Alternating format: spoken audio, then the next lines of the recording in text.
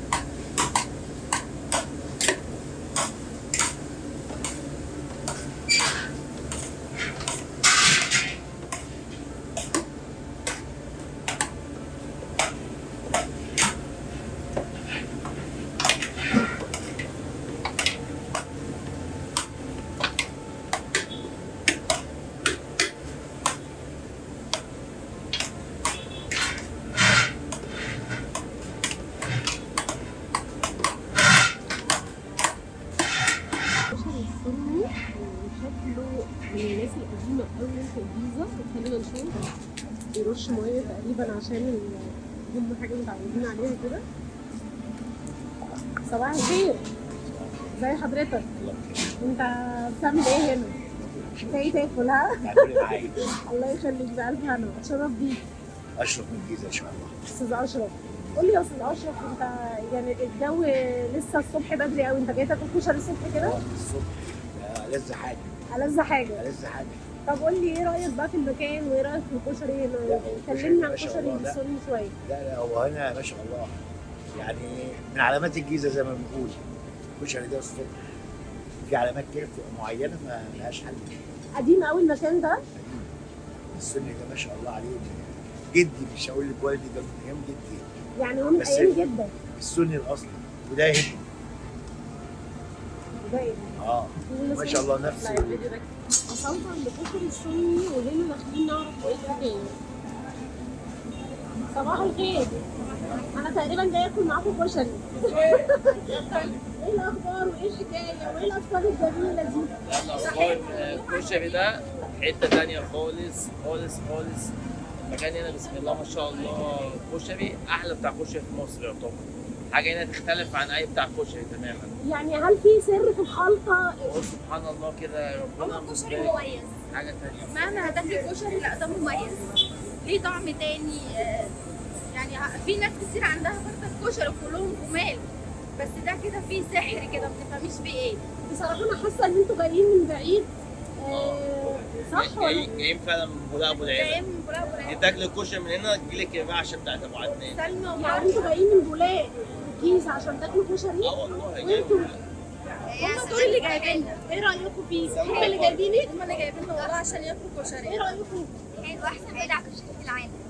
احلى كشري في العالم؟ طب احنا عندنا كشري سلطان ابو العيله في بولاق ابو العيله. طب نجيب لكم من عنده؟ لا احنا عايزين نروح في الجيزه ناكل في الجيزه. ما نقدرش نزعلكم، واحنا كمان رقنا راحت عليه بصراحه. بتيجوا بقى دايما على طول؟ على طول 5 الفجر. كل ما نفسنا خمسة الجبنه الفجر؟ الساعه 3 الفجر والله. يعني الساعه 6 6 الصبح الصبح 7 الصبح كده يعني في أي وقت ما نفسنا بالجبنه عليه بنيجي على طول. بجد انتوا عيله جميله قوي. ربنا يخليك. تنوروا المكان دايما. ربنا يخليك يا رب. عم احمد السني رقم واحد. 30 سنه؟ هو بقى له يجي 50. علم من اعلام الجيزه السني. بتجيله منين بقى؟ ولا انت هنا في لا المكان؟ احنا مشينا في زايد وبنجيله مخصوص ناكل الكشري. بتيجي من زايد عشان تاكل كشري عند السني؟ صباح الخير. صباح الفل. وانا لازم اعرف بقى انت بتاخد طوارئين ليه؟ واحد لواحد المدام. طب قول لي بقى ايه سر الاكل الكشري على الصبح كده لا ده تحفه تحفه ساعه الاستباحه كده من زمان، ده بقاله سنين. صباح الفل. صباح الفل. ايه الاخبار؟ الحمد لله تمام. قولي لي ايه السر ان انت جايه الصبح بدري كده جدا جدا تاكلي كشري؟ الطبق ده ما يتعوضش، فلازم الاستباحه بتاعته. احنا بنيجي من اخر الدنيا عشان ناكل الطبق. جايه منين؟ طب فاس عقبال فيصل لحد الجيزه عشان تاكلي كشري السني. علي كلي معانا بقى. ايه سر الفطار يا جماعه في الكشري؟ والله احنا هربنا من الشغل وقلنا نيجي نفطر عند السني. هربان من الشغل زيه؟ معايا والله. ايه السر ان انت بتاكل كشري على الصبح؟ هو المحل ده كده احنا بنيجي كل يوم الصبح ناكل كشري الصبح امتى يعني؟ من بعد الفجر على طول. من بعد الفجر بيفتح من بعد الفجر فعلا؟ بيفتح قبل الفجر. طب هو ايه من زمان رأيك يعني. كلمني كده عن المكان ده. هو ده هي دي الجيزه، هو السني يعني الجيزه.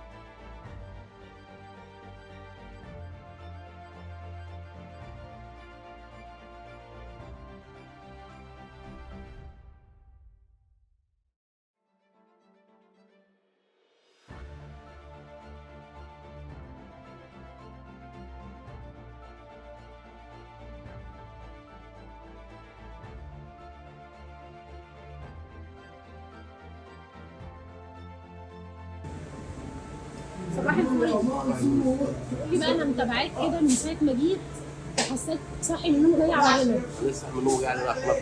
حقيقي يعني ده اللي انا حسيته او انا جاي من البيت انا عشان افطر. يعني اني مبيت ان انا افطر كشري هنا عند السني. يعني دي عاده عندك ولا ايه؟ ايوه احنا بقالنا سنين دلوقتي، احنا بقالنا بتاع 20 سنه في البيت. تصحى من النوم تيجي تفطر كشري. ده حقيقه اهو شايف ايه؟ بصي وشه بصي. والله انا فعلا ده حقيقه انا خدت بالي. الكشري بتاكل في اي وقت اصلا. الصبح بالليل بتيجي بعد الفجر نصلي الفجر ساعه تيجي نفطر النهار. بعد الفجر. قاعد تتفرجي بقى على الشغل، تعالي بعد الفجر هتلاقي نوع السوق، هتلاقي نوع يعني نوم فرق بلاش. حلاوه الكشري ده الكشري مميز.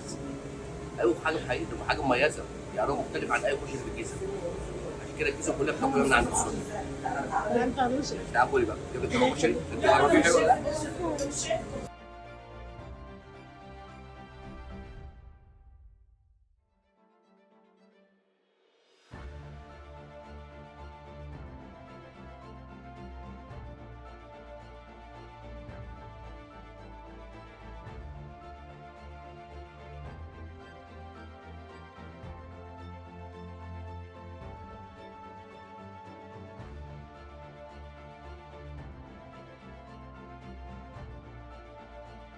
ايه السر؟ انا بعتوني ليك انت مخصوص، قالوا لي ده هنا من زمان قوي قوي قوي. يا عم الراجل الكبير.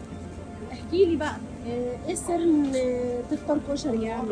ايه القصه؟ ده راجل. احنا اتعودنا على كده من زمان، بقالنا 35 سنه كده. بقالك 35 سنه بتفطر كشري. هو تاكلي كشري اكنك ما بتاكليش كشري. ايه؟ تحس ان انت بتاكل ايه؟ مش عارف، تاكلي مكسرات. اتفضلي. بقى الفهم. قول لي ايه رايك بقى؟ لا انا من زمان باجي هنا وانا عندي 20 سنه باجي اكل كشري. من وانت عندك 20 سنه؟ باجي اكل كشري هنا. طب وايه السر في يعني هو ايه السر؟ الكشري حلوين. هو الكشري حلوين. بتوع الكشري كلهم؟ لا مفيش زي. حتى في ناس بتقلدوا مش عارفين برضه. في ناس ايه؟ بتقلدوا محلات بتفتح باسم السنة ومش طعم الشوية اللي هنا. بس السر في الخلطه. الله اعلم. كان زمان الحاج محمد ده صاحب المحل يعبي الكشري في ايده كده. طب في سؤال مهم جدا هنا، هل انتوا ما بتقرفوش ان هو بيعبي الكشري بايده؟ يعني راجل تحس كبير وشكله حلو، هو شكله ومنظره حلو. انت بتبقى مبسوط. نفسي 3 مرات 4 مرات 5 مرات قدام الزبائن كلها. راجل كان قمه في النظافه. بقول لك ايه، هم كلهم وارثين التعبئه عن الحاج محمد الله يرحمه. حتى ابن احمد برضو كان قبل منصور شغال، دلوقتي منصور هو اللي وارث الموضوع. نجوم مصر كلها كانت بتيجي هنا، علي الحجار ومحمد الحلو ومحمد، نجوم مصر كلها كانت هنا. كل نجوم مصر يعني كل نجوم مصر كانت بتيجي تاكل كشري الصبح من ايد الحاج محمد. الفجر عشان الفجر بيجي تفطر كشري. لا راجل او الراجل القديم الله يرحمه. ده احلى كشري على مستوى العالم كله، هو كشري السني. لا يعلى عليه، لا كشري اصلي ولا اي كشري. كشري اصلي ده سني على مستوى العالم كله. جاي له منين؟ نعم. انت جاي منين؟ انا جاي من دمياط. من جاي دمياط؟ من دمياط وساكن هنا، ما باكلش كشري الا بعد السني. احلى كشري في العالم كله. زعماء العالم بيعشقوا حاجه اسمها السني. انا جاي من عند المصريين، انا ساكن عند مستشفى المصريين، قدام مترو المصريين. فين؟ قدام مترو المصريين، عارف مستشفى المصريين؟ فين؟ انا ساكن هناك. جيزه برضه. طالعه على اليمين كده. جاي من هناك علشان تاكل؟ باجي من هناك، بس باجي بالمكنه. بالمكنه؟ ازيكم؟ اخباركم ايه؟ كويسين. اسمك ايه؟ يزيد. يزيد، انت ايه؟ بتعملوا ايه هنا؟ انا من نزلة السمان وجاي اكل من كشري السن. من نزلة السمان وجاي من نزلة السمان لحد هنا انت واخواتك؟ طب مين اللي عرفك بيه؟ يعني انت بابا عودك ان انت تاكل من هنا فانت جاي تاكل من هنا. طب ايه رأيكم في الطعم؟ حلو. حلو. حلو. بتحبوه؟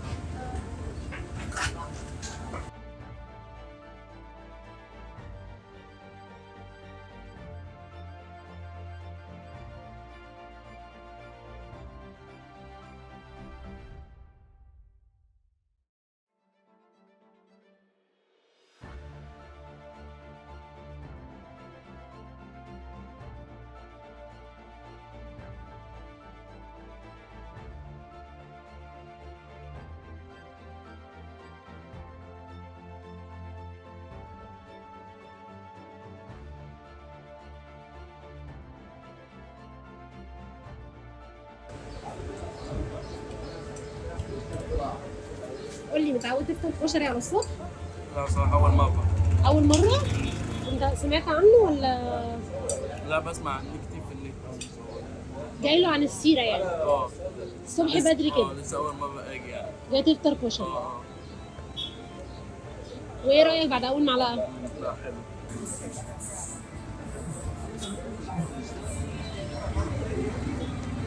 صباح الخير. صباح الفل. صباح الخير. اتشرف بيك. خالد محمد. قولوا لي بقى، انتوا بتفطروا ولا بتتغدوا ولا ايه الحكايه؟ لسه بنفطر. بتفطروا كشري؟ طب ايه السر بقى في افطار الكشري ده؟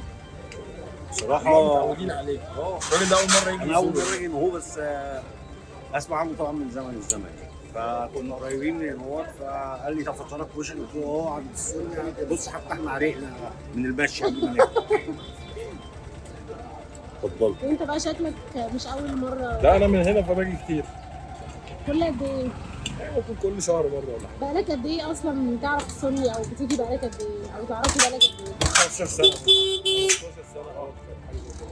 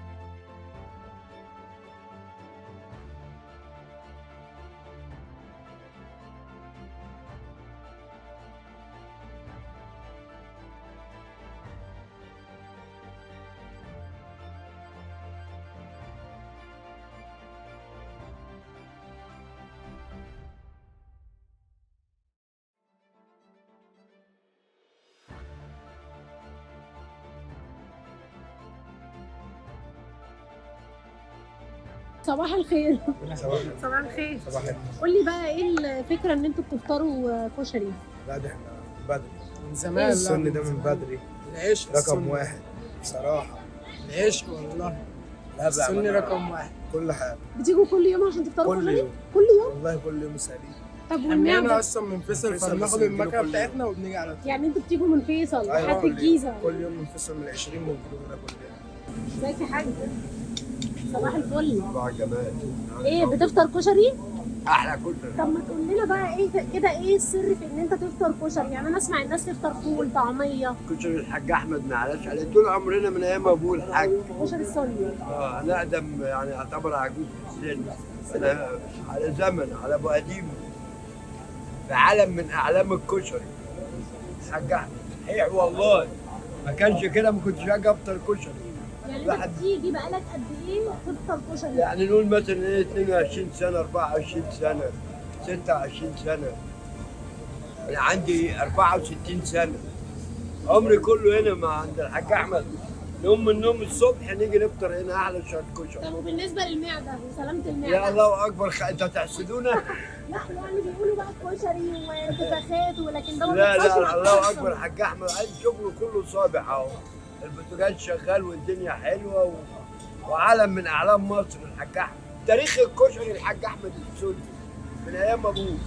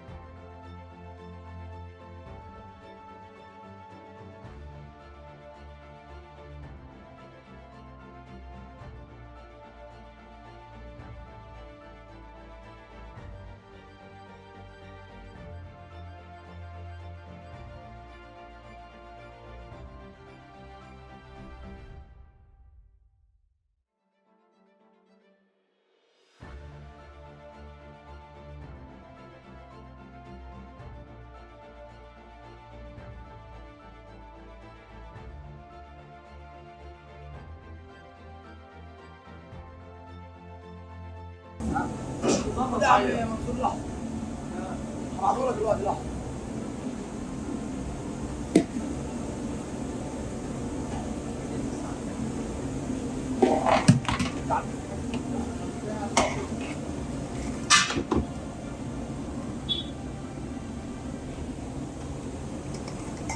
واحده.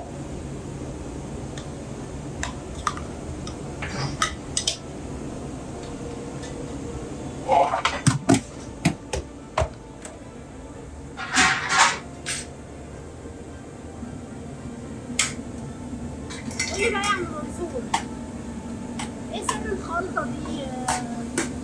في سر ولا حاجه كده؟ الرز ليه مونه بنعملها اللي هي موجوده ديت. والخلطه دي طبعا هي خلطه سني سريه. خلطة السني. ايوه سريه. مفيش حد في مصر يعمل زيها. ايوه الحمد لله هي دي خاصه بينا احنا بس. وطبعا مفيش معلق مصر، وكل معلق كشري في مصر ليه تيست معين وبيعمل شغل 10 على 10، واحنا لوحدينا لينا تيست معين. كلها لقمة عيش يعني.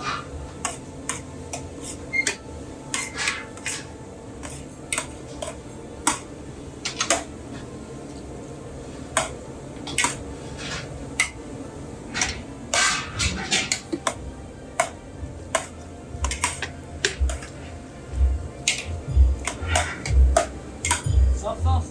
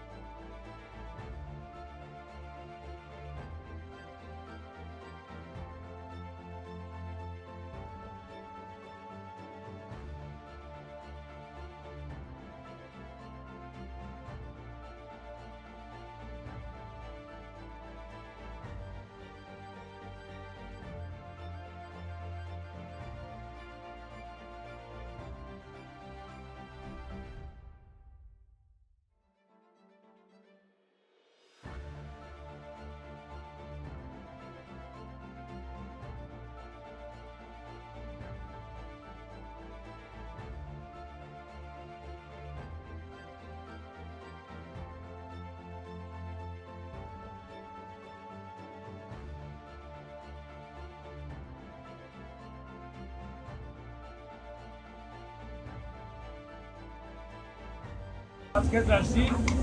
طبعا موضوع الاكياس ده بيطلب مخصوص. في ناس ما بتعرفش تاكل الا في اكياس من زمان على كده. ايه السر بقى؟ اللي في ناس بقى بتقول احنا من ساعه واحنا في المدارس واحنا صغيرين كنا بناكل الكشري ده في اكياس، لحد دلوقتي برضه بيحلوا للموضوع الاكياس بياكلوه برضه في اكياس. يعني بيفكروا في ايام الشباب. صح كده؟ انا عن نفسي ساعات باكل في كيس والله.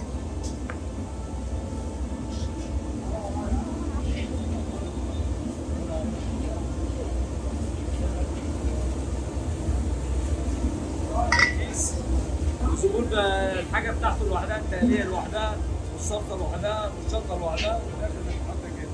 يعني برضه الحاجات دي الزبون هو اللي بيحطها لوحده. بس بيبقى مستمتع وهو بياكل في الكيس. ايوه.